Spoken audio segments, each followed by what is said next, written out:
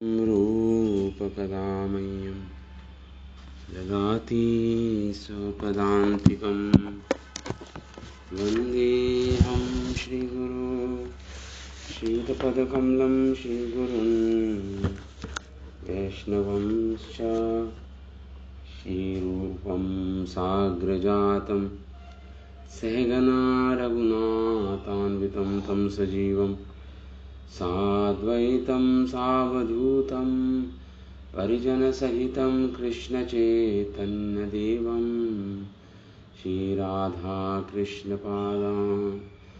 सहगणललिता श्रीविशाखान्वितंश्च। ॐ नमो भगवते वासुदेवाय। ॐ नमो भगवते वासुदेवाय। ॐ नमो भगवते वासुदेवाय। नारायणं च नमस्कृत्यं नरं चैव नरोत्तमं देवीं सरस्वतीं व्यासं ततो जयमुदीरये।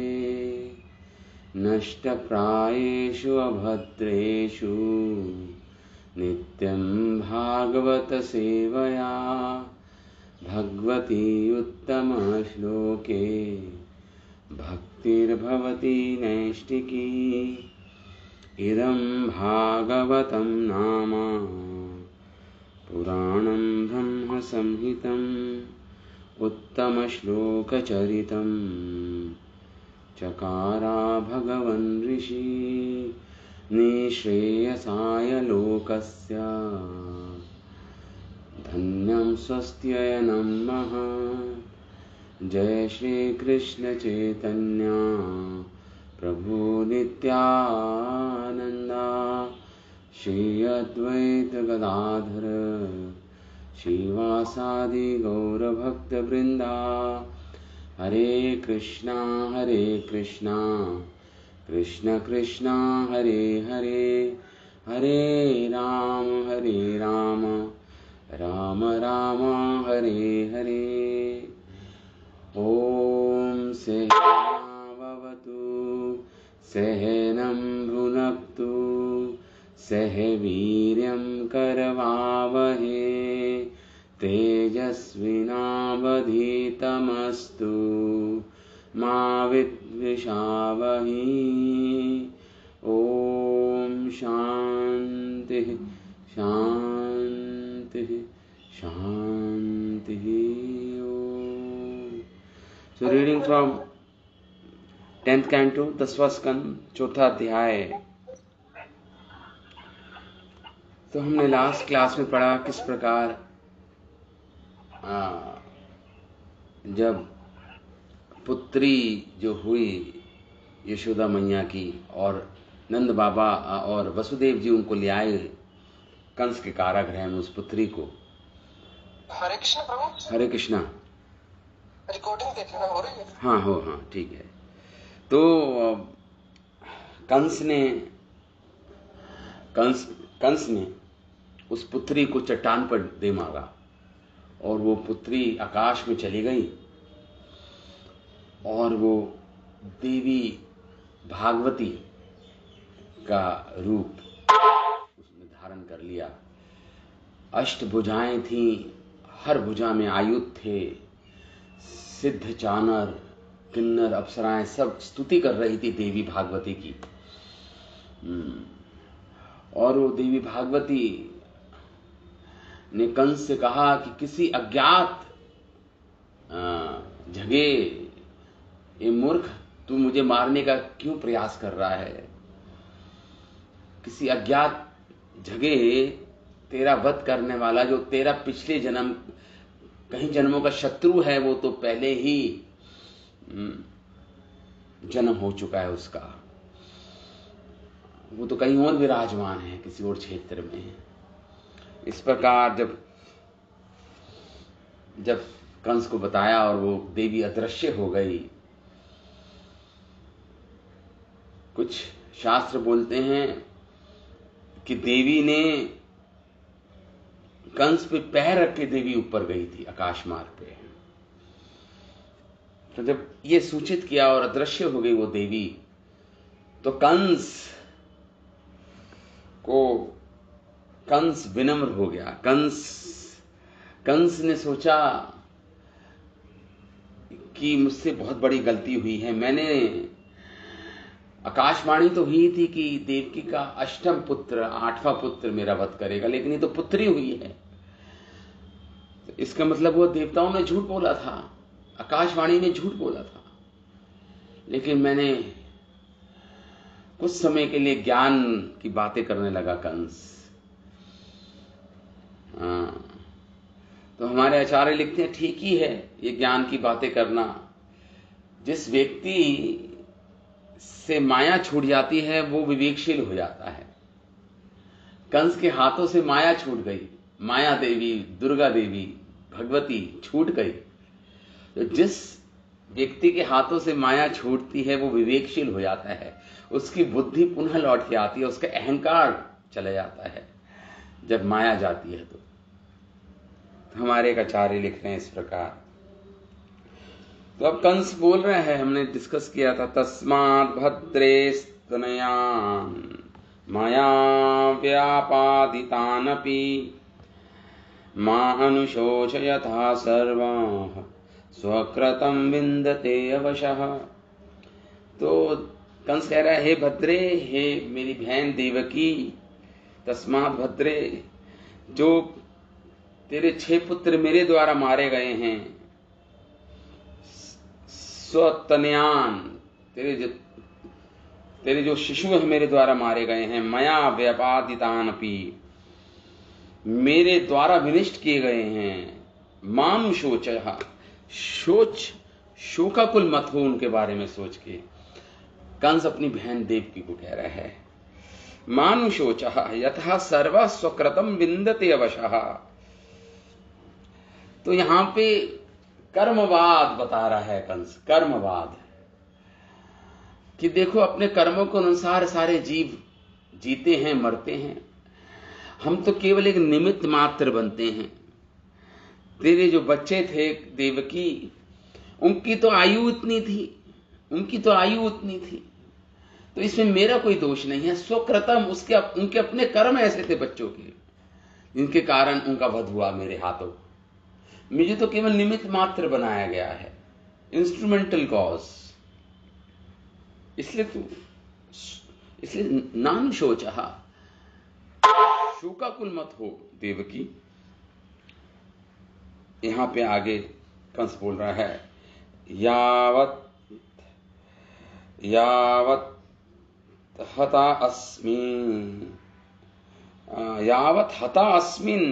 हंतास्मिन् आत्ममानं मन्यः अस्रुतक।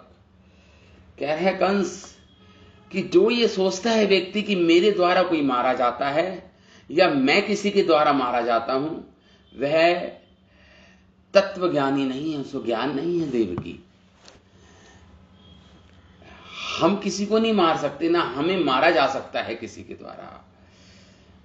यही बोल रहा है, ये वाला सिद्धांत बोल रहा है कंस। यावत हतोस्मि, कि कोई मेरा हत कर दे, मेरी कोई हत्या कर दे, मेरा कोई वध कर दे, या हंतास्मिन, या मैं किसी का हंता बन जाऊं, किसी का वध कर दूं। मन्यते, ऐसा मानता है कौन? अस्वद्रक, जिसको भेद नहीं है आत्मा और शरीर का, जिसके पास ये भेद ज्ञान नहीं है, जिसका ये आध्यात्मिक ज्ञान नहीं है, वही ऐसा कहता है। लेकिन ये सत्य नहीं है देवकी। कह रहे हैं, तावत अभिमान यज्ञ हो बाध्ये बाधका याद। कंस कह रहा है कि मैं किसी का विनाश करने वाला हूं या मेरा कोई विनाश कर दे, ये तो झूठा अभिमान है देवकी। ये तो अभिमान है, ये केवल झूठा अहंकार है जीवात्मा का। तावत तत् अभिमान ही, ये जिसके अंदर ये अभिमान है कि मैं ये देह हूं, ये देह को ही आत्मा मान रहा है, देह अभिमानी बोलते हैं उसको। जो देह में ही आत्मा बुद्धि कर रहा है, देह देह अभिमानी बोलते हैं उसको, देह अभिमानी। ये बोल रहा तत् अज्ञा, वो अज्ञा है, वो ज्ञान नहीं जानता, वो तत्व ज्ञान नहीं जानता, ज्ञान विहीन है, अज्ञ है वो। बाध्य बाधकताम, बाध्य बाध्यकता आदि भाव को प्राप्त होता है। बाध्य मतलब बांधा जाता है या किसी और को बांधने वाला है, ऐसा वो सोचता है, लेकिन ऐसा है नहीं। बंधु वत्सला साधवा मम दोरात्यम, और फिर भी बंधु वत्सल, हे बंधु वत्सल देवकी, हे बंधु वत्सल वसुदेव जी को कह रहा है, आप बंधुओं के वत्सल हो, आप बंधुओं के प्रीति युक्त हो, आप बंधुओं के प्रति प्रीति है आपकी। हे साधव, आप दोनों शुद्ध हृदय वाले हो, दोनों साधु प्रवृत्ति के हो, इस प्रकार कंस कह रहा है। ममहा दोरातयम शमध्वम, फिर भी अगर आप मुझे मारने वाला समझती हूं, मैं पापात्मा, मैं मानता हूं इस बात को, मैं मूर्ख हूं, पापात्मा हूं। दुरात्यम, मैंने आपके पुत्र का वध अन्याय पूर्वक किया, अन्यायी है, अन्याय का आचरण किया मैंने। क्षमत्वम, मुझे क्षमा कर दो, इस प्रकार कंस बोल रहा है, मुझे क्षमा कर दो। इति उक्त्वा अथा शालक मतलब कंस, इस प्रकार सुखदेव गोस्वामी कह रहे हैं, ऐसा बोलकर कंस ने क्या किया, अश्रुमुखा स्वस्त्रो, आंखों से आंसू निकल रहे थे कंस के, अश्रुमुखा, और अपने बहन और अपने बहनोई के पादौ अघ्रीत, दोनों के चरण पकड़ लिए कंस ने, रो रहा है, क्षमा मांग रहा है। देखिए कंस, हमारे आचार्य कहते हैं कि कंस के हाथ से माया चली गई ना, तो इसलिए कंस के अंदर कुछ विवेक आ गया, कुछ बुद्धि आ गई। और कह रहे हैं कि ये भगवान की माया है। हमारे एक आचार्य लिखते हैं, हे कृष्ण, किसी के साथ शत्रुता या मित्रता आपकी माया का ही रचा हुआ खेल है। शत्रुत्वम श्रीष्वम मैत्रीम वा, किसी के साथ शत्रुता, किसी के साथ मैत्री, हमारे एक आचार्य लिखते हैं, भगवान की माया द्वारा रचा हुआ ही खेल है। अब देखिए तो सही, जो कंस को मारने के लिए उत्सुक था, अब वह आपकी माया द्वारा, वही कंस देवकी और वसुदेव जी की स्तुति कर रहा है, उनके चरण पकड़ रहा है, उनसे माफी मांग रहा है, क्षमा मांग रहा है। क्योंकि जब माता भगवती ने, जब माता दुर्गा या माया देवी भी बोलते हैं उनको, जब ऐसा बोला कि तेरा वध करने वाला तो कहीं और, किसी और अन्यत्र जगह जन्म ले चुका है, तो उसके बाद कंस के अंदर ये विवेक बुद्धि, ये ज्ञान कुछ समय के लिए होगा, ये उदित हो गया उसके हृदय में। कंस क्षमा मांग रहा है भगवान से, हे प्रभु। देवकी जब क्षमा मांगी उसने, कंस ने, इस प्रकार, तो सुखदेव गोस्वामी आगे वर्णन करते हैं, इस प्रकार जब कंस ने क्षमा मांगी अपनी बहन देवकी और वसुदेव जी के चरण पकड़ के, तो लिखा है, कन्या गिरा विश्रब्ध आत्मा सुरोहदम दर्शयन देवकी वासुदेवंच निगड़ात मोचयामास।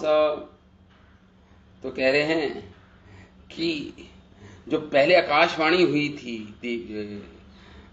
विश्रब्ध, विश्वास करके मैंने आप दोनों पर निरर्थक ही इतना अत्याचार किया, आपके पुत्रों का वध करते, जब इस प्रकार बोला कंस, तो देवकी समनुतप्तस्य, देवकी माता जो अपने पुत्रों का वध करने का स्मरण कर रही थी कि वध हो गए मेरे पुत्रों का, उन 6 पुत्रों के बारे में सोच रही थी और अनुतप्त थी, जल रही थी हृदय, व्याकुल थी, आकुल थी।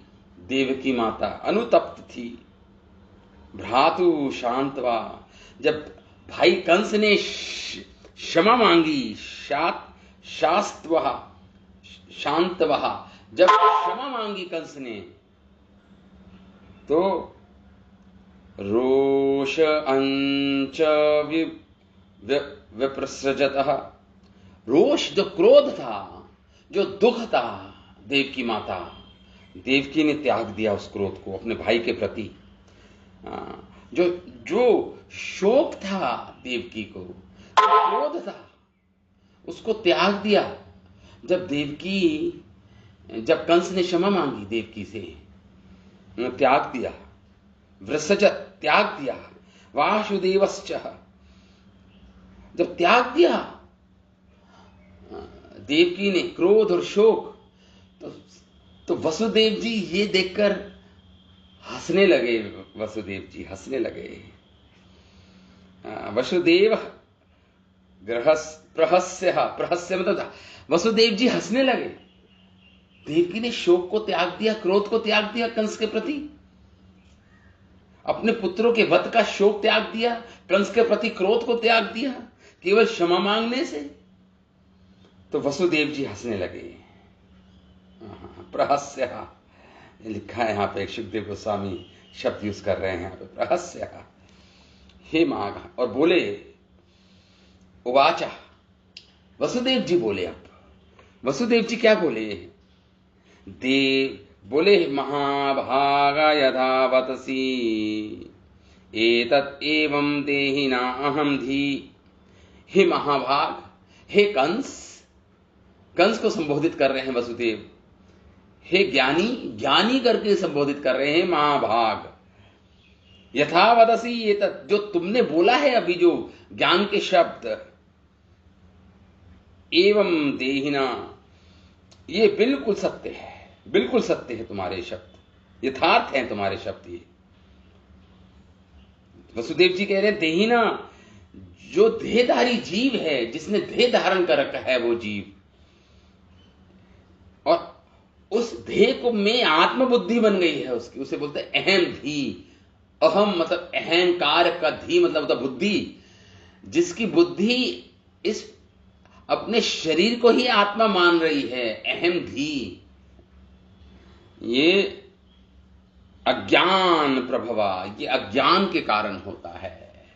ये अज्ञान के कारण जीवात्मा अहंकार उत्पन्न होता है, अज्ञान के कारण, और अहंकार के कारण उसकी देहात्मिका, देह को ही आत्मा मानता है। वो देह को ही सर्वे सर्वा मानता है, देह में आत्मबुद्धि हो जाती है उसकी। यतः स्वपरेति, और जब देह में आत्मबुद्धि हो जाती है अहंकार के कारण, तो क्या होता है फिर उसको, ये मेरा है, ये पराया है, ये मेरा शत्रु है, वो मेरा मित्र है, इस प्रकार की उसकी बुद्धि हो जाती है। जब अपने आप को देह मानना आरंभ करता है जीवात्मा, अज्ञानता के वश, अज्ञान से अहंकार की उत्पत्ति होती है, और अहंकार की उत्पत्ति से अपने आप को देह मानता है, अपने आप, अपनी आत्मा को ही, अपने शरीर को ही देह आत्मा मानता है, देहात्मिका बुद्धि हो जाती है उसकी, और उसके कारण अब अपना पराया, मित्र और शत्रु जैसा वो भेदभाव करना शुरू आरंभ करता है। वसुदेव जी कहते हैं भेद बुद्धि हो जाती है उसकी, ये मेरा, ये पराया, ये मेरा शत्रु, वो मेरा मित्र, ऐसी भेद बुद्धि उत्पन्न हो जाती है कंस। तो इसलिए कंस को कह रहे हैं, कंस तुम्हारी गलती नहीं है, तुम अज्ञानता में थे। इस प्रकार देवकी को कह रहे हैं, दोनों के चरण पकड़ लिए कंस ने, कि कंस ने इस प्रकार जब किया, कंस ने देवकी से कहा, भाई सब, कंस ने देवकी के अधिक शोक को देकर उसे विशेष रूप से समझाया। कंस ने कंस ने जब ज्ञान दिया, हाँ, तो यदि देवकी वसुदेव से ये कहे कि आत्म तत्व का ज्ञान हमको भी नहीं है, अतः हमको अपनी संतान नाश का शोक तो है ही। इसके उत्तर में कंस कहता है, आप अगर देवकी कहे कि कंस हमें ये आत्मज्ञान नहीं मालूम, तो कंस कहता है फिर मुझे क्षमा कर दो, आप सभी साधु हृदय हैं, आप मुझे क्षमा कर दें, मैंने अत्याचार किया। तो इसलिए साधु लोग, जो साधु जन होते हैं, वो भेदभाव नहीं रखते, सबके प्रति समता भाव धारण करते हैं साधु जन। कंस क्षमा प्रार्थना के लिए, दीनता दिखलाने के लिए कहता है कि साधुगण दीन वत्सल होते हैं। हाँ, श्री सुखदेव गोस्वामी आगे श्लोक में कहते हैं कि ऐसा कहने के बाद कंस ने शीघ्र ही वसुदेव और देवकी के चरणों को पकड़ लिया। हाँ, तो इस प्रकार पश्चाताप कर रहा है कंस, और देवकी के रोष शोक को जब पश्चाताप कर रहा था कंस, तो देवकी ने अपना शोक और अपना क्रोध त्याग दिया। इस प्रकार जो वसुदेव जी थे, अत्यंत उन्होंने फिर वो श्लोक बोला, अहम धी, अज्ञानता के कारण हो जाता है कंस। तो इस प्रकार वसुदेव जी ने कहा, क्योंकि एक जीव अज्ञान जन्य अहंकारमयी बुद्धि वाला हो जाता है, इसलिए वह मेरा और ये पराया है, इस भेद को धारण करता है अहम धी के कारण। वसुदेव जी बोल रहे हैं आगे, और एक और श्लोक में वसुदेव जी बोल रहे हैं, शोक हर्षा, कह रहे हैं शोक हर्षा भया द्वेषा लोभ मोह मदान्विता मिथो ध्वन्वंतम न पश्यन्ति भावेर्भावम पद अदृशः। इसलिए वसुदेव जी कहते हैं आगे कंस, जब वो अपने आप अपने देह को ही आत्मा मानता है, उसके कारण उसको शोक होता है, उसको हर्ष होता है, कभी उसको भय होता है, कभी द्वेष होता है, वो मोह होता है, कभी मद होता है, अहंकार होता है, मद। ये सारे क्यों होता है, ये सारे क्यों उत्पन्न होते हैं ये भाव? क्योंकि अब देहात्मिका बुद्धि हो गई है, आत्मा अपनी देह को आत्मा मान रहा है, वो अपने देह को सब कुछ मान रहा है, इसलिए उसको शोक भी उत्पन्न होगा, उसको हर्ष भी उत्पन्न होगा, उसको भय उत्पन्न होगा, उसके हृदय में द्वेष उत्पन्न होगा, उसके हृदय में लोभ उत्पन्न होगा, उसके हृदय में मोह उत्पन्न होगा, और उसके हृदय में मद युक्त हो जाता है जीव। ये अहंकार अहम धी के कारण होता है। और इसके कारण उसकी भावना होती है राजा व्याघ्र बीमारी आदि के रूप में, भावम मिथः ध्वनवंतम न पश्यन्ति। अब जब शोक होगा, हर्ष होगा, भय होगा, द्वेष होगा, लोभ होगा, मोह होगा, मत होगा, तो जब जीवों में ये होगा तो आपस में लड़ते हैं, फिर तो मरने मारने की बात आ जाती है। जब ये भावनाएं उत्पन्न होती हैं जीव में, और दूसरे जीव में भी ये भावनाएं हैं, कभी द्वेष, कभी भय, कभी शोक, कभी मोह, कभी मद, तो जब ऐसी भावनाएं उत्पन्न होती हैं अज्ञानता के कारण, तो एक दूसरे के मारने वाले बन जाते हैं, ध्वंतम, और देखते हुए भी नहीं देख पाते, एक दूसरे के प्रति हिंसा करते हैं, एक दूसरे को मारने और मरने वाले बन जाते हैं, हंता। क्योंकि कंस ने कहा था ना कि वो ना तो जीवात्मा ना तो मारता है न मरता है, लेकिन यहाँ पे वसुदेव जी कह रहे हैं अज्ञानता के कारण, क्योंकि आवृत है ये जीवात्मा अज्ञानता से, अज्ञान से, इसलिए मरने मारने वाला बन जाता है ये। यहां पे यही कह रहे हैं, ध्वंत न पश्यन्ति, देख नहीं पाते। जब ये श्लोक बोला, ये कह रहे हैं हर्ष शोक आदि भावों के कारण भेद दृष्टि रखने वाले मनुष्य को परस्पर मारते हुए देखा गया है, एक दूसरे को मारते हैं। आत्म तत्व को जाने बिना, आत्म तत्व का कोई ज्ञान नहीं, ध्येय कोई आत्म तत्व मान लिया और एक दूसरे को मारते हैं और मरते हैं फिर जीवात्माएं। तो कहते हैं मरने वाला केवल देह है, आत्मा नहीं। जीव परस्पर निमित्त होकर एक दूसरे को मारते हैं। देह मरता है, मारता है, लेकिन आत्मा नहीं मरती ना मारती है। कहने का अर्थ ये है, कहने का अर्थ ये है। इस प्रकार जीवों में परस्पर हर्ष शोक इत्यादि भावों से मारा, परंतु भरी दृष्टि वाले उस ईश्वर को नहीं देखते। ईश्वर को ना देखकर अपने शरीर को ही सब कुछ मानकर वो ऐसा व्यवहार करते हैं दूसरों के साथ, मरने मारने को उतारू हो जाते हैं। कंस को इस प्रकार वसुदेव जी बोले। अब आगे सुखदेव गोस्वामी कहते हैं, श्री शुक वाचा कंसम एव प्रसन्नाभ्याम विशुद्धम प्रतिभाषितः देवकी वसुदेवभ्याम अनुज्ञातो विशद्ग्रहम् तस्यां रात्रयां व्यतीतायं कंसा आहूय मंत्रिणा देवे आचष्ट ततः सर्वं यद उक्तम योग निद्रया। कंस, तो इसके बाद सुखदेव गोस्वामी लिखते हैं, परीक्षित महाराज प्रसन्नाभ्याम, प्रसन्न चित्त से, देवकी वासुदेवभ्याम, वासुदेव और देवकी को, एवं विशुद्धम, निष्कपट भाव से कंस ने क्या किया, प्रतिभाषित,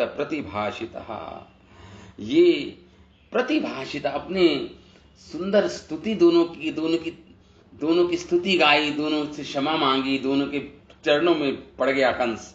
प्रतिभाषित, कंस ने बड़े ही आदर के साथ संभाषण किया। संभाषण मतलब बोला कंस, मधुर स्वर से बोला कंस बोली। अनुज्ञातम कंस ग्रह अविशत, और जब कंस घर गया, अपने महल पहुंचा वापस, तो अविशत, अहम अविशत, कंस वापस चला गया महल में। ऐसा कह के कंस वापस चला गया, वसुदेव और देवकी को छोड़ दिया, उनको महल कक्ष में रखा उसने, फिर महल के कक्ष में रखा देवकी और वसुदेव जी को। तस्या रात्रयं व्यतीतां कंसा मंत्रीण आहुआ, कह रहे हैं फिर क्या हुआ, रात्रि के समय कंस ने अपने मंत्रियों को बुलाया और उनके साथ मंत्रणा की। कंस ने मंत्रणा की उनके साथ। तस्यम रात्र्यम, कौन सा दिन था वो, कृष्ण अष्टमी थी, जन्माष्टमी थी वो, जब कंस ने मंत्रणा की अपने मंत्री लोगों के साथ। और सभी तो असुर थे, बकासुर, अघासुर, पूतना, सब उनकी ये लोग मंत्री थे, सब साथ बैठे थे। व्यतीताम, बीतने लगा, कंस मंत्रिणा आहु, केशी, प्रलंबासुर, चाणूर बुलाकर योग निद्रा, योग माया के द्वारा वो शब्द सबको सूचित किया कि ऐसे योग माया ने बोला है, ऐसे वो भागवती ने बोला है, भगवती ने बोला है। जब कंस ने सबको बताई ये बात, कहा ऐसा, तत्सर्वम, सारा वर्णन विवरण दिया कंस ने। तेभ्ये, और कह सुनाया, उन सारे मंत्रियों को कह सुनाया कंस ने। तो हमारे आचार्य लिखते हैं कि वसुदेव जी हंस क्यों रहे थे जब देवकी ने अपना शोक त्याग दिया, अपना दुख त्याग दिया, तो वसुदेव जी हंसे। तो कह रहे हैं हमारे आचार्य जन कि यदि हृदय में अखंड निज सुख हो, आत्म सुख हो, जो ज्ञानी जन होते हैं, वह जो ज्ञानी जन होते हैं, वह जो द्वेषी होते हैं, दुर्जन व्यक्ति होते हैं, उन पर भी अपनी कृपा करते हैं। तो वसुदेव जी साधु साधु हृदय वाले थे, साधु थे। जब जन्म हुआ था तो देवताओं ने दुंदुभी बजाई थी, इनका नाम अनक दुंदुभी पर भी पड़ा था वसुदेव जी का। हाँ, तो कह रहे हैं जो दुर्जन व्यक्तियों पर शांत चित्त होकर अनुग्रह करते हैं, दया करते हैं। इसलिए वसुदेव जी की ये नीति हंसकर कंस से बातचीत की, ये ही वसुदेव जी ने सोचा। हंसकर बातचीत की वसुदेव जी ने, क्रोधित होकर नहीं, हंसकर बातचीत की कंस से।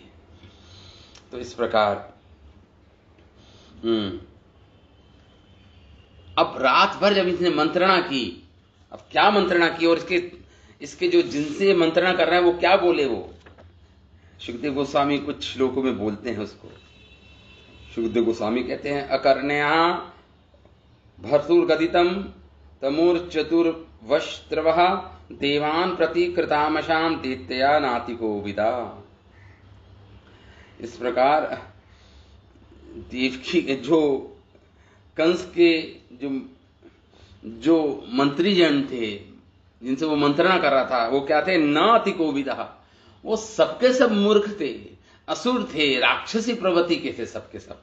उनके साथ मंत्रणा कर रहा है कंस। बड़े मूर्ख थे वो, कह रहे हैं यहां पे। देवास्त्रवा, और देवताओं के वैरी थे, शत्रवा, देवा शत्रवा, देवताओं के वैरी थे, सबके सब शत्रु थे देवताओं के। न तिको विदा, कोविद नहीं थे, ज्ञान नहीं था उनके अंदर, मूर्ख थे सबके सब। दैत्या, वो सब दैत्यगण थे। भर्तुर, अपने स्वामी कंस को, गदितम, बोले, अकर्ण्य, श्रवण, तुम हमारी सुनो कंस, अकर्ण्या तम उचुहु, और कहने लगे कंस सुनो तुम। और कंस बहुत ध्यान से सुन रहा है अपने मंत्रियों की बातें, उनकी मंत्रणा सुन रहा है कंस। वो कहते हैं देव असुर लोग, राजेंद्र, हे कंस, एवचेतः, योग माया के द्वारा जो बातें बोली गई वो तुमने हमें सुनाया। यदि ऐसा ही है, तरही पूर्व ग्रामम व्रजादिम, तो जो योग माया ने बोला था कि किसी ग्राम में कहीं किसी अन्य क्षेत्र में जन्म हो चुका है, तो कह रहे हैं ये दैत्य लोग कि पूर्व ग्राम ब्रज आदिशु, ये जितने भी गांव हैं, ब्रज है, जितने भी स्थान हैं, अनिर्दिशान, और जो बच्चे अभी 10 दिन के अंदर जन्मे हैं, अनिर्दशान, 10, जो 10 दिन के अंदर जो जिन बच्चों का जन्म हुआ है पिछले 10 दिनों में, चह निर्दशान, और 10 दिन से भी थोड़ी ज्यादा अगर आयु भी है उनकी, शिशून, बच्चों की, अद्य वै हन्यशाम, आज ही उनको हम मार डालेंगे। ये मंत्रणा दिए है राक्षसों ने कंस को। जो 10 दिन के भीतर बच्चे हैं, और जो 1-2 दिन ऊपर भी हो गए हैं 10 दिन के, जो भी इस आयु के बच्चे हैं, उन सबको हम उन सबका वध करेंगे हम। हनिष्याम उद्दमे, इस प्रकार बोले हो, हनिष्याम, मार डालेंगे। और क्या बोल रहे हैं, तबहा धनुषा जघोषे।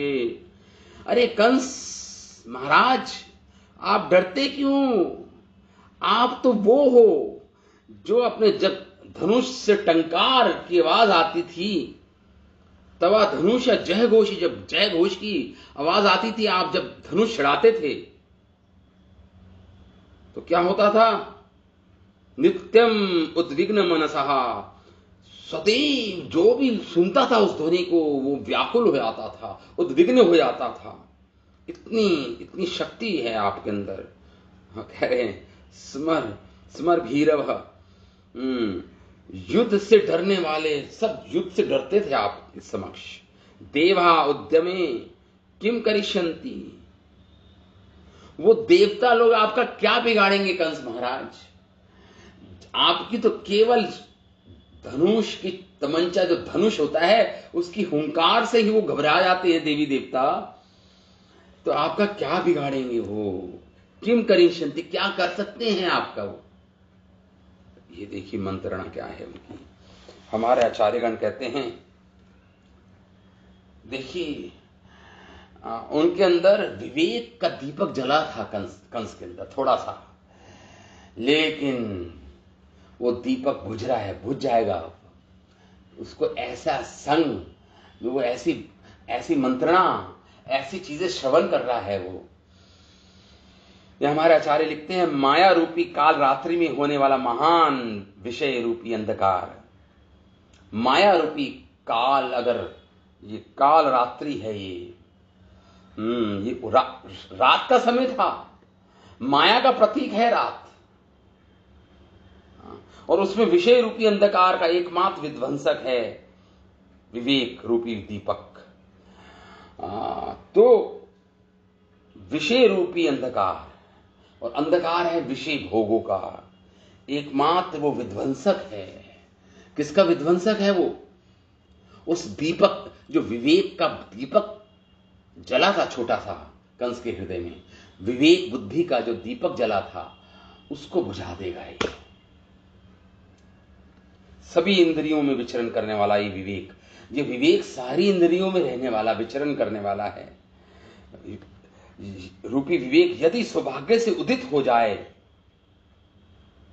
अगर किसी के हृदय में ये दीपक, विवेक रूपी दीपक उज्ज्वलित हो जाए, सुखदेव गोस्वामी कह रहे हैं, तो ऐसे बुद्धिमान व्यक्ति को दुर्जनों के संसर्ग से अपनी रक्षा करनी चाहिए।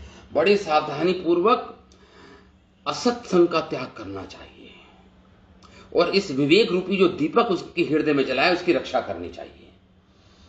बड़े सावधानी पूर्वक असत्संग का त्याग करना चाहिए, दुष्टों का संग त्याग दे, नहीं तो ये दीपक जो जला है ना उसके हृदय में, थोड़ा सा विवेक रूपी दीपक, ये बुझ जाएगा, ये बुझ जाएगा। यदि व्यक्ति ऐसा ना करे तो जल्द ही वे विवेक रूपी दीपक महान अनिष्ट का कारण बन सकता है। और ये तथ्य स्पष्ट है कंस के जीवन से, दृष्टिगोचर हो रहा है, हमारे सामने बात हो रही है। वो विवेक रूपी दीपक जला था, लेकिन अब सब मंत्रणा से जो वो सुन रहा है उससे वो दीपक बुझ जाएगा। क्योंकि एक दुष्ट व्यक्ति का स्वभाव जो होता है ना, वो एक असाध्य रोग की तरह होता है।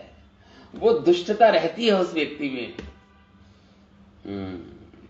एक दुष्ट व्यक्ति का स्वभाव एक असाध्य रोग की तरह होता है, ऐसे हमारे आचार्य लिखते हैं। हमारे आचार्य ऐसे लिखते हैं। तो कोई दुर्जन व्यक्ति यदि साधु संघ के द्वारा किसी प्रकार असत मार्ग से अपनी मति हटाकर क्षण भर के लिए भी विवेक प्राप्त कर ले, तो उसका स्वभाव ऐसा होता है कि पुनः अपने पूर्व दुष्ट मार्ग पर लौट जाता है।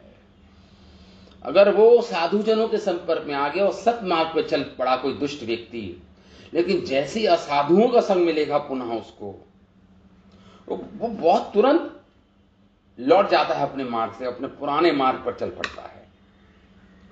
जिस प्रकार माया के वचनों से क्षण भर के लिए प्रभावित कंस ने देवकी और वसुदेव की स्तुति की, और फिर मंत्रियों से मंत्रणा करने के बाद पहले की तरह कंस करुणाहीन हो गया। कंस करुणाहीन हो गया। पुनः राक्षसी प्रवृत्ति, आसुरिक प्रवृत्ति पुनः जागृत हो गई मंत्रियों की मंत्रणा के कारण। अब वो क्या बोलते हैं देखिए आगे मंत्रीजन कहते हैं, हे कंस, हम सारे बच्चों को मार देंगे और ये देवी देवता तुम्हारा क्या कर लेंगे?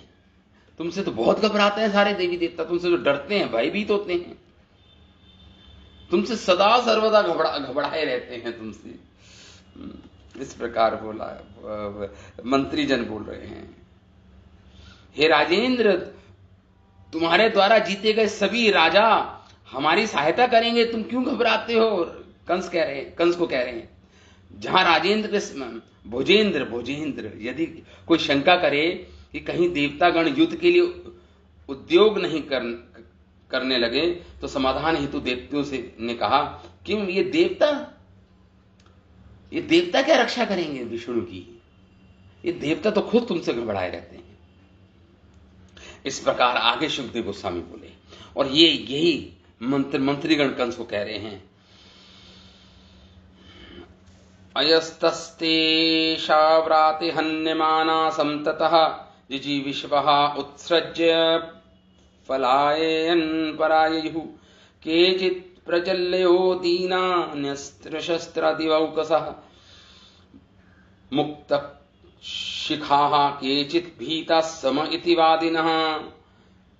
कह रहे हैं, देखिए क्या बोल रहे हैं, कह रहे हैं कंस अस्त्रतः, जब तुम बाण चलाते हो अपना, ते शस्त्रवाते निक्षिप्त बाण, हन्यमाना, सर्व जगह जाके अपने शत्रुओं को वध करते हैं तुम्हारे बाण। और जो देवी देवता होते हैं ये भागते हैं, जिजीविषः, प्राण रक्षा की आशा से, पलायन परा, ये पलायन हो जाते हैं देवी देवता जब तुम अपने बाणों से वर्षा करते हो।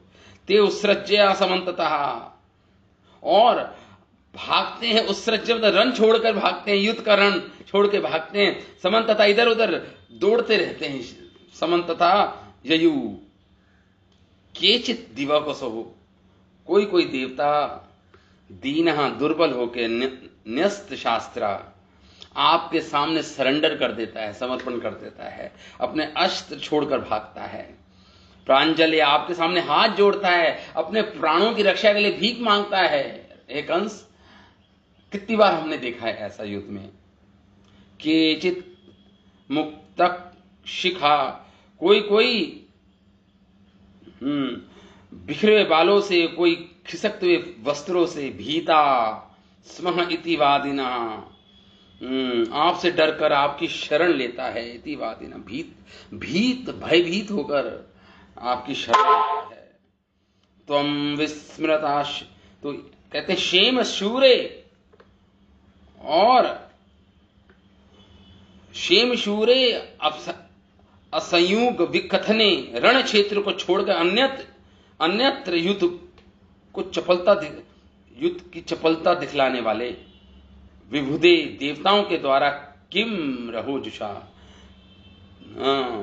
क्या तुम्हारा नुकसान होगा कंस? रहो जुषा, तुम्हारे भय से सारे देवी देवता निर्जन स्थान पे छुप के रहते हैं। वनुकसा, वन में जाकर छुपते हैं तुम्हारे भय से। हरिणा किम वनौकसः, लेकिन हाँ विष्णु, हरिणा मतलब हरि मतलब भगवान विष्णु, किम, वो क्या कर सकता है विष्णु तुम्हारा? मंत्रीगण कह रहे हैं वो विष्णु हरि तुम्हारा कुछ नहीं बिगाड़ पाएगा। क्यों? क्योंकि वह भी छुप के रहता है, निर्भय, तुम्हारे भय के कारण प्राणियों के हृदय में छुप के रहता है हरि। वनौकसा, वनवासी, और ये शंभु, ये भगवान शिव क्या कर सकते हैं तुम्हारा? अल्पवीरेणा हीन बल इंद्रियणा, और ये देवराज इंद्र क्या कर सकता है तुम्हारा? तपस्यता ब्राह्मण, तपोनिष्ठ ब्राह्मण क्या कर सकता है? कहने का अर्थ ये है कि ये देवता तो बस वही वीर बनते हैं, अपने घर पे ही वीर बनते हैं, जहां कोई लड़ाई झगड़ा होता है वहां पे तो भागते हैं वहां से। तो ये देवता जन रणभूमि के बाहर से बड़ी बड़ी डींगे हाँकते हैं, उसमें हमें कोई भय नहीं है। रहा विष्णु की बात, वह ना जाने कहाँ छिपे बैठे हैं। कह रहे वो कहाँ छिपे रहते हैं पता ही नहीं। शंकर जी वो तो देखो अपने वन में ही डेरा डाले रहते हैं, शमशान घाट में डेरा डाले रहते हैं, वो क्या तुमसे लड़ेंगे। और हरि तो पता नहीं कहाँ छुपे बैठे हैं, आगे सामने ही नहीं आते, दृष्टि गोचर ही नहीं होते। इंद्र की वीरता तो हम कई बार देख ही चुके हैं, कितना भीरू आदमी है, कितना डरपोक है इंद्र, भागता है। हाँ, तो हम देख ही चुके हैं। रही ब्रह्मा की बात, वह तो कोरे तपस्वी हैं, वो क्या लड़ेंगे, वो तो अपनी तपस्या में लीन रहते हैं। ब्रह्मा जी आंखें बंद करके ध्यान लगाते रहते हैं बस। हाँ, तो क्या लड़ेंगे। कह रहे हरि कहां छिपे बैठे हैं पता ही नहीं। शंकर जी वन में डेरा डाले रहते हैं, लड़ाई नहीं करेंगे। इंद्र की वीरता तो हम कई बार देख ही चुके हैं, कितना पलायन करता है वो युद्ध क्षेत्र से। ब्रह्मा जी की बात हो तो वो तो तपस्वी हैं, वो तो अपनी तपस्या में लीन रहते हैं, वो क्या लड़ेंगे कंस तुमसे। हाँ, इस प्रकार बोल रहे हैं यहाँ पे हमारे आचार्यगण लिखते हैं। हमारे आचार्यगण श्लोक में लिखते हैं, कंस ने देव गणों के ऊपर विजय प्राप्त की थी। श्री विष्णु पुराण में कंस की ये उक्ति प्राप्त, ये बात आती है कि कंस ने देवताओं पे विजय प्राप्त की थी। मैंने क्या ये नहीं देखा कि अमरपति इंद्र युद्ध में आकर मेरे बाणों को पीठ के ऊपर सहता हुआ लौट गया। उसने वक्ष स्थल पर बाणों को नहीं झेला था, तब इंद्र ने मेरे राष्ट्र में वृष्टि करना बंद कर दिया था।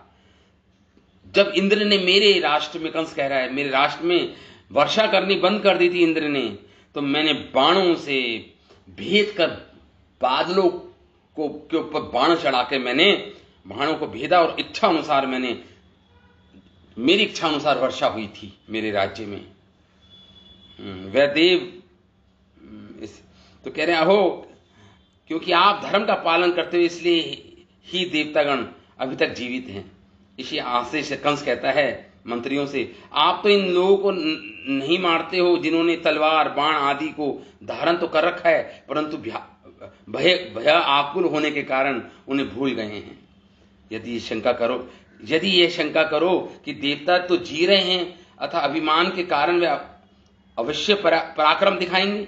अगर कोई बोले कंस से ऐसा बात, तो कंस बोलेगा, किम क्षेम शूरे, अरे वे देवता तो अपनी स्त्रियों के पास रहते हैं, तभी अभिमान के वचन बोलते हैं। श्री विष्णु के विषय में कहा गया है, सर्वस्या अंतर प्रविष्टेना। श्री विष्णु क्यों लड़ाई करेंगे, वो तो अंतर्यामी होकर वास्तविक, परंतु दैत्यों का अभिप्रेत है कि विष्णु आपके भय से छिपकर क्षीर समुद्र में छुपे हुए हैं।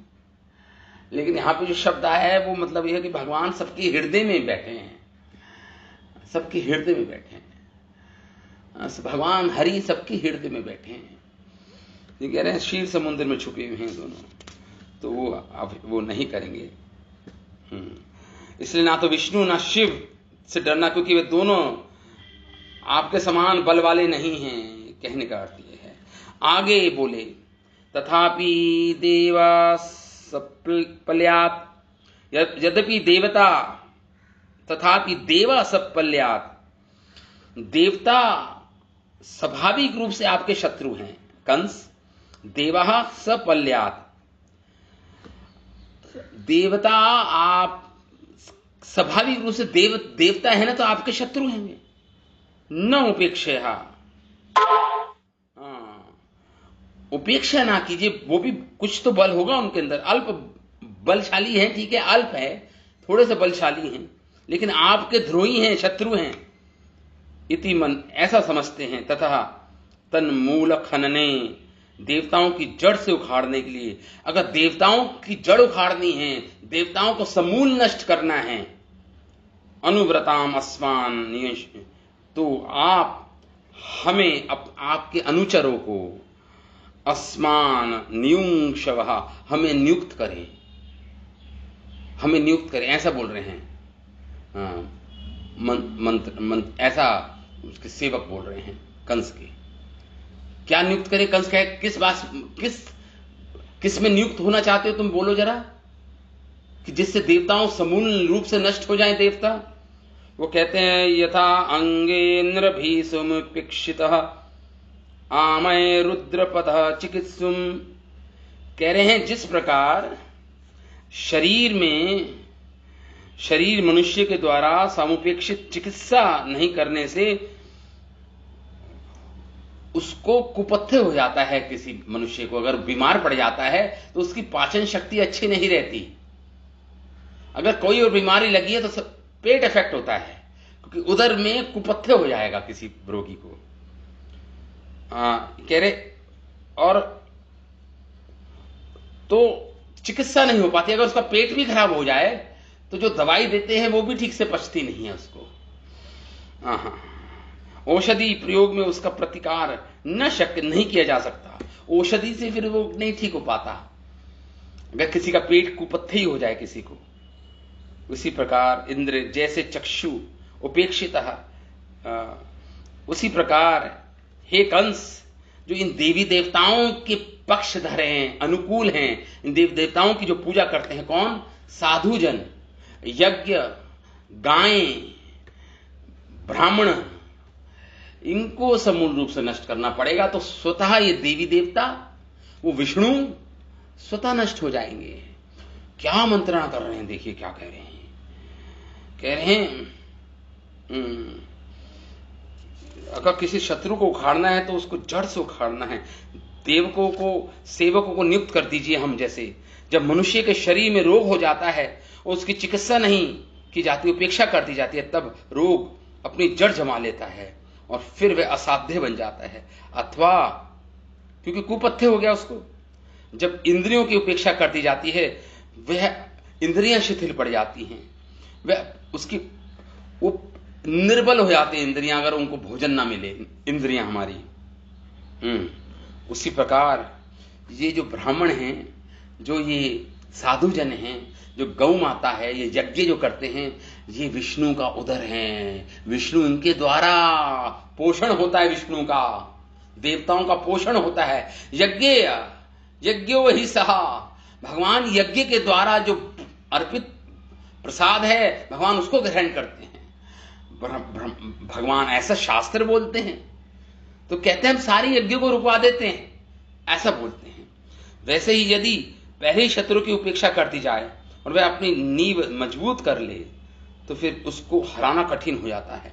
इसलिए अभी हमें आज से ही शुरू करना होगा ये काम, नहीं तो ये रोग बढ़ जाएगा और अपनी जड़ें जमा लेगा। ये रोग जो है देवताओं के द्वारा जो धर्म का अनुशीलन है, जो ये सनातन धर्म है, ये रोग है। कह रहे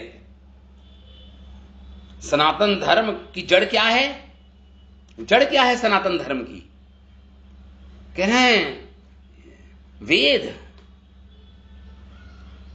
गौ, ब्राह्मण, तपस्या और यज्ञ, ये जड़ है सनातन धर्म की।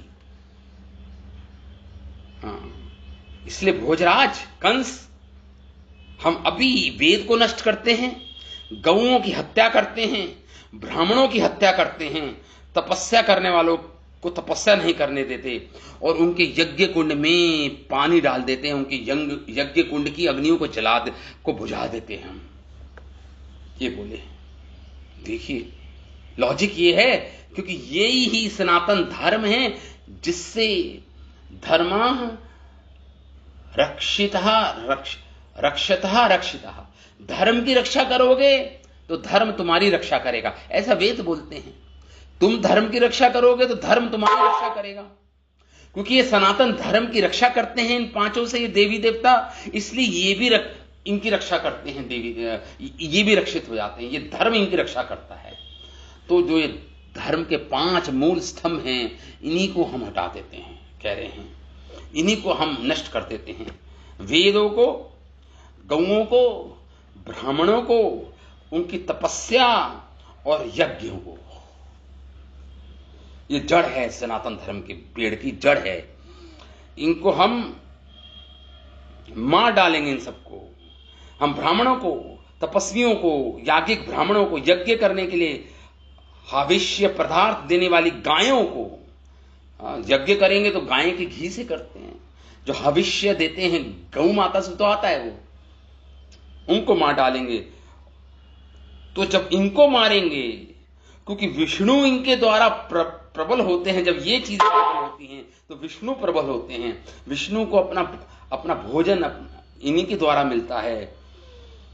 तो विष्णु का जो शरीर है, ये विष्णु निर्बल हो जाएंगे तो आसानी से जीत लेंगे, विष्णु को हरा देंगे, देवी देवताओं को, विष्णु को। ऐसे बोल रहे हैं, ये मंत्रणा कर रहे हैं। हमारे आचार्यगण लिखते हैं कि अगर यदि कोई शंका करे, यदि कोई कहे कि विष्णु छिपा हुआ है तो क्या वह असमर्थ हुआ? छुपा तो हुआ है, असमर्थ नहीं है विष्णु। वह मेरा क्या बिगाड़ लेगा? तो उत्तर है यथा में छिपा हुआ रोग असाध्य हो जाता है। कभी महौषधि के प्रभाव से असाध्य रोग की भी चिकित्सा संभव हो सकती है। इस आशंका को देखकर एक दूसरा दृष्टांत दिया गया है। जिस प्रकार इंद्रियां, एक छुपा हुआ रोग असाध्य हो जाता है, तो कहने का अर्थ यह है कि विष्णु छुपा हुआ है, लेकिन हमारे लिए तो वो रोग ही है, तो असाध्य हो सकता है वो विष्णु। इसलिए अभी से उपचार करना है हमें, आज रात से ही। तो हमें महौषधि के प्रभाव से असाध्य रोग भी ठीक हो सकता है, लेकिन महाऔषधि लेंगे तो असाध्य रोग भी ठीक हो जाता है, ये कह रहे हैं ऐसा। और इंद्रियां देखो, इंद्रियों को अगर किसी को पेट खराब हो जाए और वो खाना ना खा पाए तो इंद्रियां भी उनका बल नहीं मिलता, क्योंकि जब उदर को पेट में आप डालते हो भोजन तो इंद्रियों को अपनी अपनी शक्ति मिल जाती है, इंद्रियों को कार्यशीलता बढ़ जाती है इंद्रियों की। लेकिन अगर पेट खराब है, कोई नहीं खा पा रहा है, कुपत्थे है उसको, तो ये इंद्रियां भी क्या हो जाती हैं? बलहीन हो जाती हैं ये इंद्रियां। दो यहां पे एग्जांपल दे रहे हैं। यहां पे शत्रु बलहीन होने से वृद्धि को प्राप्त कर फिर स्थान से भ्रष्ट नहीं किया जा सकता, उसे मार डालना तो बहुत कठिन है। आगे 4.5 श्लोक में गुप्त शत्रु के मूल के नाश के उपाय का वर्णन करते हैं। विष्णु को बस यहाँ पे मैं श्री विश्वनाथ चक्रवर्ती ठाकुर, श्री जीव गोस्वामी का तात्पर्य पढ़ रहा हूं, इसको फिर हम अंत करेंगे इस श्लोक का। श्री जीव गोस्वामी लिखते हैं कि विष्णु को देवताओं का मूल बताना इस रहस्य को जानने वाले ऋषियों के वचन का अनुवाद ही है। इसके द्वारा सपरिकर विष्णु का निर्देश, संस्कृत है उसमें, तथापि जैसे अनादि सिद्ध वेद प्रसिद्ध सनातन धर्म है, वही विष्णु रहते हैं। जहां वेद है, वेदः साक्षात विष्णु, ऐसा वेद बोलते हैं, वेद ही विष्णु हैं। और लेकिन जैसे उपधर्म है इस संसार में, जैसे जैन धर्म हो गया, बौद्ध धर्म हो गया, चारवाक धर्म हो गया, में नहीं, वहां विष्णु नहीं रहते, क्योंकि वो उपधर्म है। वो वेद से वेदों का अर्थ का निरर्थ किया, वेदों के अर्थ का उल्टा वेदों का अर्थ किया है इन धर्मों ने। उपलक्षण रूप यज्ञ नहीं करते, वेदों को नहीं मानते, गऊ को नहीं मानते, ब्राह्मण संस्कृति को नहीं मानते। ये उपधर्म जितने भी बौद्ध हैं, जैन हैं और चारवाक मुनि के जो अनुयायी हैं, क्या चोरी करो, घी पियो, कैसे भी करके घी पियो, बस ये उनकी फिलॉसफी है। घृणित पित्वा घी पियो बस, हाँ, ये उनका सिद्धांत है। तो यहां पे ये कह रहे, तथापि इन सनातन धर्मों के साथ विष्णु रहस्य पूर्वक जुड़े हुए हैं, अतः परिकर का हनन होने पर विष्णु का हनन हो जाएगा। मतलब ये 5 चीजों का हनन हो जाए तो विष्णु का हनन हो जाएगा। इस प्रकार मतलब तात्पर्य यही है। केवल विष्णु के परिकर ही नहीं, तो उनके शरीर से मिलते जुलते हम उन्हें भी मार डालेंगे। विप्रा, तप, स्वधर्माचरण, सत्य, इनको भी सबको खत्म कर देंगे हम। यज्ञ इनको बोल रहे हैं। धर्म, अर्थ, सत्य, शौचम, ये जो 4 धर्म के जो स्तंभ हैं, जो विष्णु जिस पर टिका रहता है, वैष्णव धर्म जिस पर टिका है, सनातन धर्म जिस पर टिका है, उन 4 धर्मों के स्तंभों को हम समूल नष्ट कर देंगे। इस प्रकार ये सुझाव दिया कंस को। किसने? कंस के कंस के मंत्रियों ने जिनके साथ बैठ के उस रात्रि को जन्माष्टमी के दिन कंस मंत्रणा कर रहा है। अब ऐसा आरंभ होगा, ऐसे ही करेंगे, ऋषि मुनियों को सताएंगे, हत्या करेंगे, यज्ञशाला को नष्ट करेंगे लोग। तो हमारे आचार्यगण लिखते हैं, देखिए, एक आचार्य लिखते हैं, हे कृष्ण, गलती आपने की और उसका भुगतान हम भुगते हैं। हम तो एक वैष्णव बोलते हैं, हे कृष्ण, आपने जन्म लिया कंस को वध करने के लिए, अब कंस आपके जनों का वध करेगा, मतलब हमारा वध करेगा, हमें सताएगा, अत्याचार करेगा। हे कृष्ण, तुम्हारा ये कैसा स्वभाव है, ये कैसा तुम्हारा धर्म है कृष्ण, तुम्हारे कारण हमें सताया जाएगा। वो हम कल चर्चा करेंगे, उसकी कल चर्चा करेंगे। ठीक है।